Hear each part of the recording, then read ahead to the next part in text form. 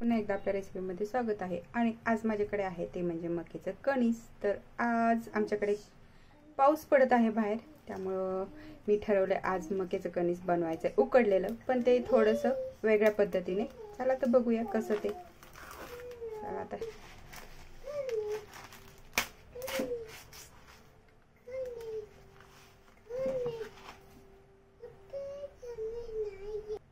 आता ह्याचा पाला काढून झालेला आहे किंवा हे सोलून झालेलं आहे। तर ह्याला असे छोटे छोट्या शेप मध्ये कट करून घ्यायचं आपल्याला। हे एवढे एवढे असे। तर आता हे 4 पीस झालेत माझ्याकडे। तर ह्याला मस्तपैकी आपण वॉश करून घेणार आहे पहिले। तर आता ह्यामध्ये मी पाणी घालते, अजून थोडंसं पाणी पाहिजे आपल्याला।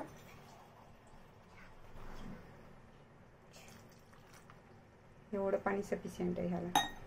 तर ह्याच्यामध्ये आपल्याला काय काय घालायचं, मी घेतलंय गूळ, चिंच, सुकलेली मिरची आहे आणि ते कोथिंबीर आहे। तर हे सगळं आपल्याला ह्याच्यामध्ये ऍड करायचंय।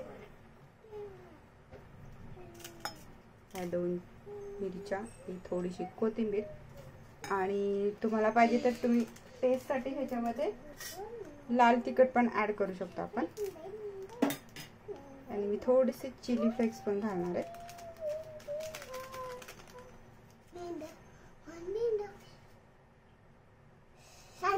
मेन म्हणजे आता ह्याच्यामध्ये आपल्याला पुरेपूर असं मीठ घालायचंय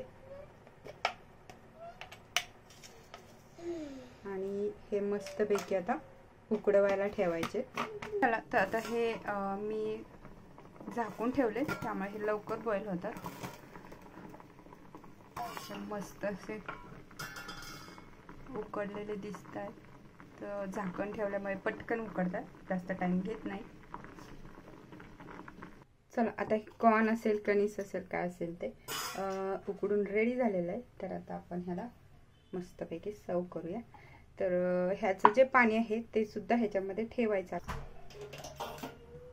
एकदम गरम आहे, त्यामुळे मी हे असंच टाकते।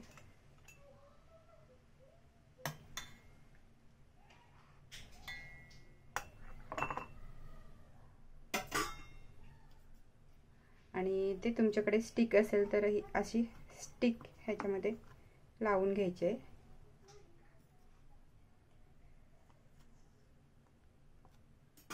आणि हे पाणी जे आहे ते आपल्याला हे पाणी पण ह्याच्यामध्ये घालून घ्यायचंय।